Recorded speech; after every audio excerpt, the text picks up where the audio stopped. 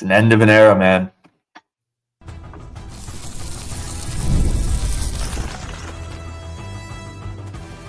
You are Locked On Badgers, your daily podcast on the Wisconsin Badgers. Part of the Locked On Podcast Network, your team every day. What is going on, Badger fans? Live reaction show to the Minnesota game. It's still kind of winding down, but we don't need to see the end of this. Honestly, we could have fired this show up.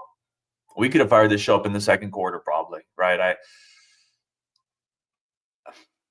I mean, I don't even know sometimes why I'm here. Like, if the team and if they couldn't bother to show up, I don't know why I need to. It's just frustrating, man. Like, I'm not the come on and yell kind of guy. Like, it's just this season, the way it ended, it felt like the movie Anaconda, where the snake just chokes the life out of you, and it takes a while to die, but it just feels like a slow death. This game, with the bowl on the line, with the axe on the line, with the rivalry on the line,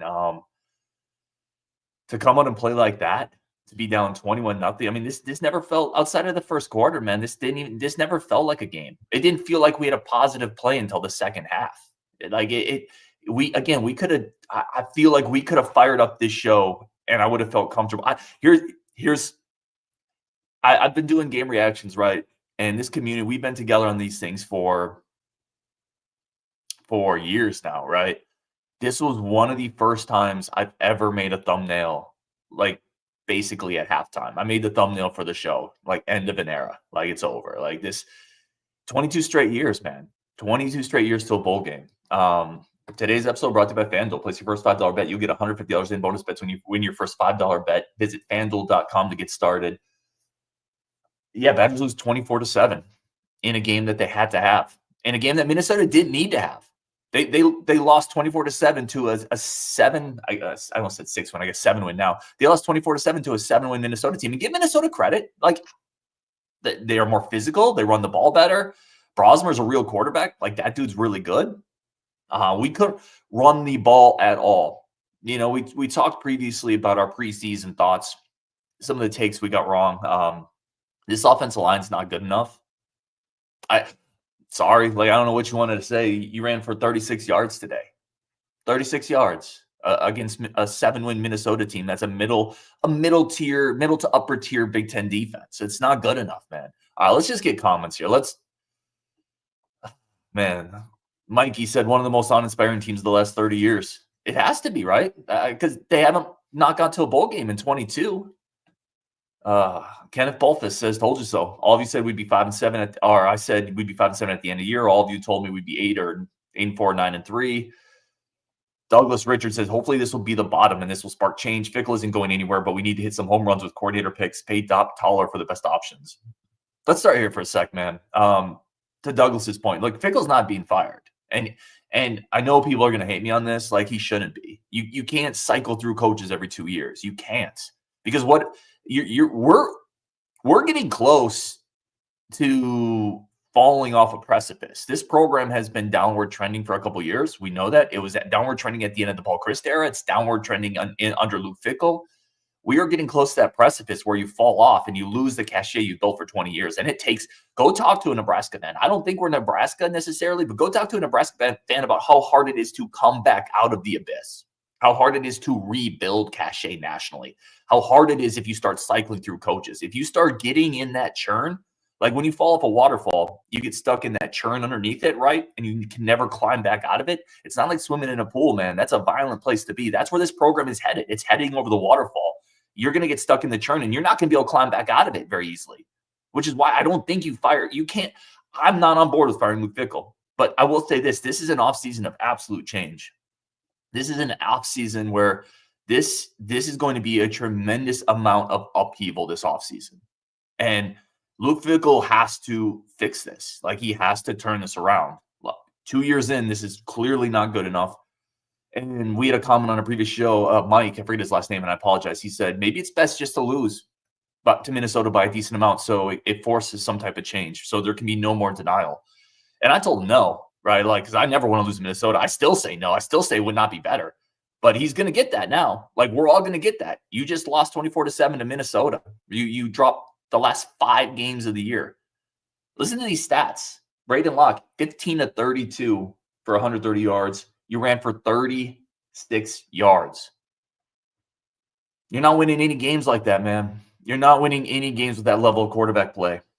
Kenneth Baltus, Ryan, do not defend Fickell. We need to talk about why he needs to be fired now. I'm telling you, I don't think he does. And people are going to hate that talk. Again, we never tell anyone how to fan on the show. If you think he does need to go, I'm not going to tell you no on it. Like, I don't know how you can defend this program right now, but I don't think it's smart to cycle through coaches. I think if you're a hire person, you got to give him 3 or 4 years. He has to fix it this offseason. Like, he's going to be on the hot seat now. You have to be. Like, you come into this program and you come into a program that had been to 21 straight bowl games, and now that streak is done. Let's just recap this year. That streak is done. You lost all the rivalry games. The trophy case is empty. What do you hang your hat on, man? I remember, like, you were 5-2, and there's just no way you weren't going to at least get to a bowl game, right? And I was wrong. Some of you out there were telling me I was too high on it. I was wrong. We did not do it. Billy Bob, I think this is a great comment because I was talking about this in the Discord. We've been regressing. Billy Bob said, I've never seen a team get worse. It feels like this team has actively been getting worse and worse. This game today, this is one of the worst games we played this year. It's up there with Iowa. Like, you can't be at home and lose 24-7 to Minnesota. And that 7 points came when you're down 3 scores. That felt like a charity 7. A charity 7 that you got a 15-yard penalty to help aid you in. Let's get some more comments in here, man. Jason says, yeah, our trophy case is officially empty. Blind Luck says, no offense, no defense, no inspiration, no heart, no coaching, embarrassing. Jason Geldon, yeah, what a way to end the game, right? Fitting way to end the game, getting stuffed on 4th and 1. Yeah, no doubt there. Kenneth Baltus says this program will take 4 to 6 years before they even go 6-6. Here's the thing. You go, next year's schedule is still really tough. Like, it's going to be a chore to win 6 games, 7 games next year with the roster. They have to find a way to do it. Because if they don't, I think if you have another bad year next year, you win 4 or 5 games next year, I think Luke Fickell might be gone at that point. And then you're starting all over, you're rebuilding again, and that's again where you start getting into that issue where it's very tough to climb out of it. The best case is still Luke Fickell's the guy, and he just needs to replace the coordinators. And I don't know what to tell you sometimes. Like, I hate doing shows like this. Like, this is not why I started a Badgers podcast channel, right? To talk about losing to Minnesota in 5-win season. So I'm like, if it feels like I'm searching for some words on this, it's because I kind of am, because I don't know what to pull out of this. Outside of Atticus Bertram's, what did you see today? Any different from what did you see this season? What do you feel good about? I still feel good about the recruiting. I know people are going to tell me I'm crazy on that. I know people are going to tell me it's just full hope. That still matters. So you still have to be able to land young talent, and the staff does that. And that young talent hasn't fully been able to show yet. But I also want to say, put some of that young talent on the field. Like, I'm frustrated that we don't see a Thomas Heiberger, a Lafayette. Get somebody out there who can create some turnovers athletically on defense. I'll also say this, and then we're just going to turn over to comments. The rest of the show, get your comments, your takes, man. Let me know if you're completely out on this, if I'm crazy. I will say this, you're not going to win college football games if your quarterback goes 15-32. I feel for Nate Letton. Nate Letton is in a really tough spot here. What is he supposed to do when the offense runs for 40 yards? We have bad snaps, and the quarterback completes under 50% of his passes. This isn't on Nate Letton. What are you supposed to do? You're not going to win college football games if you complete under 50% of your passes. That's job number 1 this offseason. Offensive coordinator, quarterback. I'm telling you, if you flip Rosmer and Braden Locke, you might flip. I mean, you're not going to flip the score completely, but this game is much closer. And I'm not here to crush a kid. I'm not here to crush anybody. But it's just college football, man. You're not going to win if your quarterback consistently is playing at this level. All right, let's take a break here. Come back with your comments. The Badgers dropped the Axe game. They will not be going bowling. They will not have a winning season. They do not have a trophy in the trophy case. They lost to all their rivals, and they finished the season on a 5-game losing streak. But besides that, everything's kind of cool, right? Besides all those things. Today's episode is brought to you by our good friends over at FanDuel. Get ready to tackle the NFL action with the FanDuel, America's #1 sportsbook, because right now new customers can bet $5, get $150 in bonus bets for free, all in one place over at FanDuel. Just go visit FanDuel.com. Again, the line on this one was, this is kind of a pick 'em, and Minnesota more than covers if you had that bet over at FanDuel.com. Right now, $5 bet gets you $150 in bonus bets guaranteed. And you have basketball. You have Badgers basketball to bet on, which at least that part of the athletic program looks great. Greg Gard looks great. And we have a Badgers basketball game tomorrow. So look forward to that one over at FanDuel.com. Get started over at FanDuel.com, the official sportsbook of the NFL and the official sportsbook of the Locked On Podcast Network. That's over at FanDuel.com. As always, please do responsibly, but you also have NBA, NFL, lots of good stuff going on over at FanDuel.com. Okay, let's get back into this. And honestly, man, let's just make the next couple segments about a bunch of your comments. Where are you guys at on this? Where are guys and gals at on this? Am I crazy? Listen, I don't think the answer is firing Fickell. I don't. But let's pull the comments up here. Bill Stan says, "Are you paid by Fickell? Stop the." No, I'm not. I wish. Yeah, I wish, man. I wish. Again, I think it's a dangerous thing to start searching for new coaches. Like Fickell was considered a home run hire. Like you gotta, I think you have to give him at least 3 years to see if he can start building something back up. Just me. Keep in mind, like firing Luke Fickell does not mean you're hiring somebody who's going to fix it either. What if the next hire is not very good? And then you really have fallen into the trap. So no, I think you have to keep him. I wouldn't let go. I want to see what he does. Listen, I'll say this. He has a massive offseason in front of him.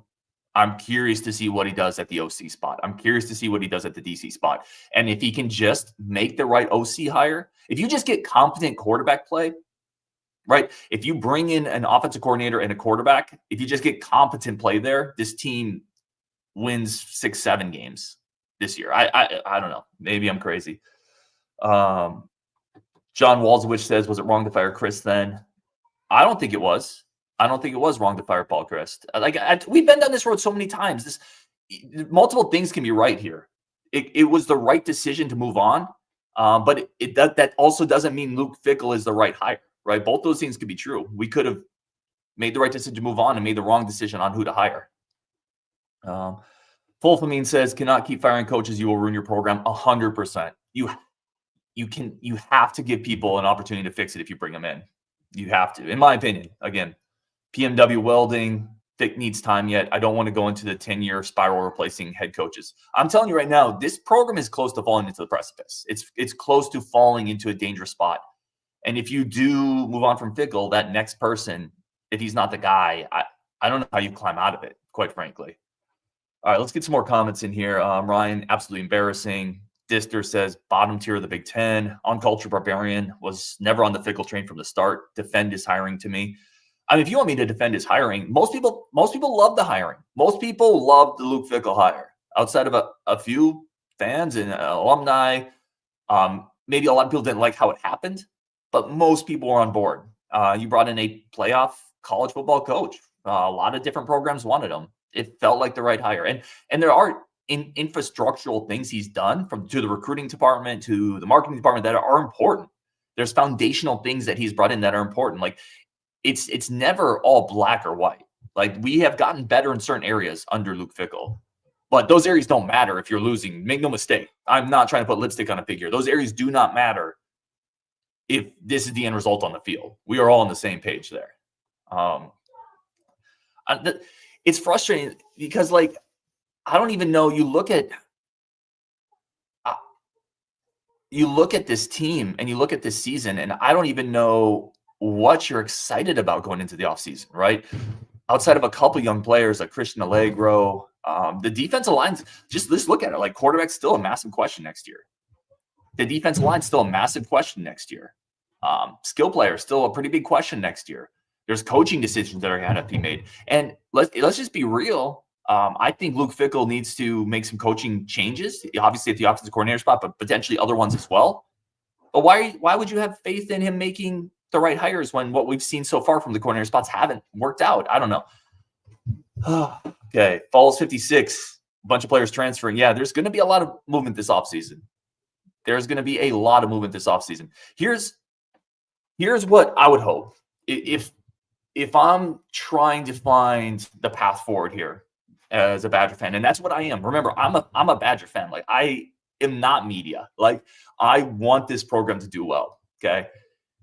What I'm hoping is, I know Luke Fickell is a competitive dude. Like, I know that is a fact. And I'm hoping this offseason, like, I'm hoping he's seen what has happened and said, I have got to really make some drastic changes. What I thought coming into this isn't going to work.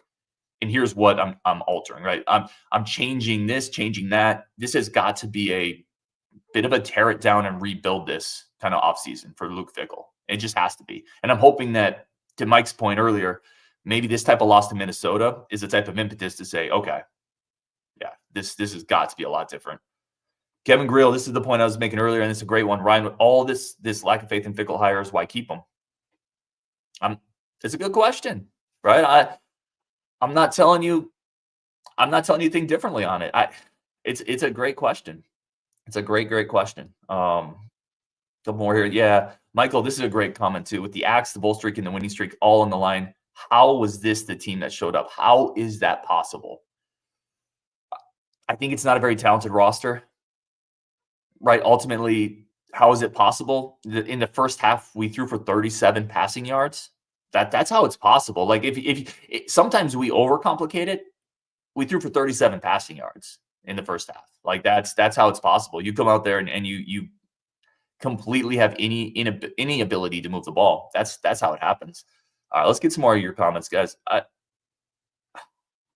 Michael Ross and the team didn't care. Matt Van Griffin, I think some guys were already on the way out the door. I think probably some people are. I think it's college football in general, though. I mean, we saw that last year. You remember the LSU bowl game? So one thing I want to make sure everybody kind of keeps in the back of their heads is this is new college football. On winning teams, there's guys out the door. Like, we saw LSU bowl game last year. Their receiver pulled himself out of the game as soon as he set the record. We've seen players on college playoff teams recusing themselves from the roster so they can go chase NIL portal stuff. Like, there's absolutely going to be people on this roster that are on a bad team that was tail spinning that have been checked out. And that's just unfortunately college football as it is now. Like, it's funny, like, well, who's the player of the game today? I'm just trying to think, like, what was your 3 favorite plays from today's game? You had the touchdown to Vinny, and then was it just like 2 really nice Atticus Bertram's punts? It felt like oh man, I don't even know what else to say. Craig says, yeah, they're not playing Big Ten football. Crisp says the band highlights were the highlight of the game. Jason Geldon says Vinny is the only guy worth a lick. Craig says disgusted they're gonna lose their freshman 4-star quarterback. I don't think so. Like, people need to remember too, recruits aren't as invested in the day-to-day wins as we are. Okay. Recruits are absolutely not as invested in the day-to-day wins as we are. They're not. They're not fans of the program like we are. So recruits are coming in sometimes, and recruiters sell things, right? You sell playing time. You could be the difference maker. You're telling me there's not a bunch of recruits who look at this roster right now and are saying, man, there's playing time available. So I don't think you're going to have a mass exodus of 25 recruiting kids. That's just not how this works. This staff does does an incredible job, actually, not a pretty good job, does an incredible job for building relationships. Those don't just go away because you lose to Minnesota. If anything, those players are probably looking at early playing time potentially. That is one of the issues, though, I had with this staff. I thought some of the younger guys should have played more. And now that this season's over, we can start postmortem. And this is always just a therapy show. So, it's always just kind of talking about the immediate frustration or the immediate anger, or the immediate whatever it is coming out of the game. We'll dive into this more, but there needs to be more of an impetus to play the guys who can be difference makers. And you might need to get some of the younger guys on the field. I don't understand why you couldn't find reps for Thomas Heiberger, Lafayette, why you couldn't get more reps for some of the younger running backs. Or you brought Katie Akimeli in for one play and you faked a handoff to him. The guy's averaging 8 yards per carry. Give him the ball. And that was the point where the game was 21-7. You give them the ball there, it's 2nd and 6. Maybe you score a touchdown there, and maybe something happens, right? All right, let's take one more quick break. Bunch more of your comments. We'll just wrap it up there. Again, we're not going to go super long on this one. It's a frustrating game for sure. The Badgers do not come to play, and Minnesota takes the X in Madison. More of your comments coming up next on Locked On Badgers. First, a quick break for our friends of the show.